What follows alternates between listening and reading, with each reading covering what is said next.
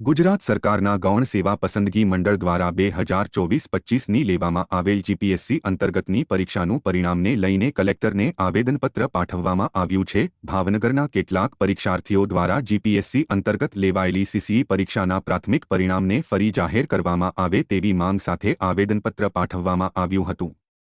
જો કે આવેદન પાઠવવાની સાથે એવા આક્ષેપ કરાયા હતા કે નિયમ પ્રમાણે કુલ જગ્યાના 7 ગણા લોકોને પરીક્ષા આપવા માટે લેવાના હોય જે લેવામાં આવ્યા નથી।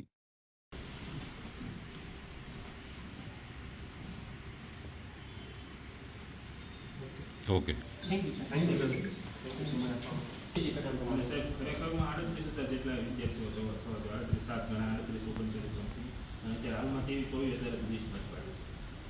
જીપીએસસી કરવામાં જે એને કીધું છે એમને જાહેર કરો વિદ્યાર્થીઓને અન્ય હજારો સ્ટુડન્ટ હા સાહેબ એ છે એમાં અમે પ્રૂફ જોઈન્ટ કર્યું છે સાથે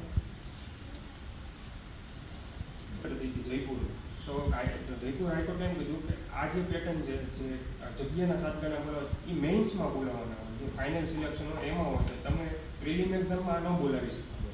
એટલે પ્રિલિમ એ લોકોનો પણ સુપ્રીમ કોર્ટનો પણ ચુકાદો છે અને એક મધ્યપ્રદેશ હાઈકોર્ટનો ચુકાદો છે સેમ આ વાતમાં।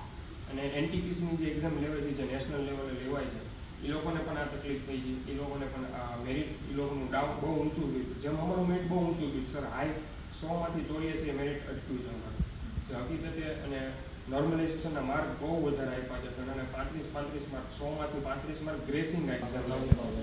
અમે આવેદનપત્ર આપવા આવીએ છીએ રિવર્સ મેરિટ બહાર પાડવા માટે, જે આપણે ચેરમેન શ્રી છે જીએસએસબીના કમલ દયાની સાહેબ અને એમના સુધી વાત પહોંચે, સીએમ સાહેબ સુધી વાત પહોંચે, એમની વાત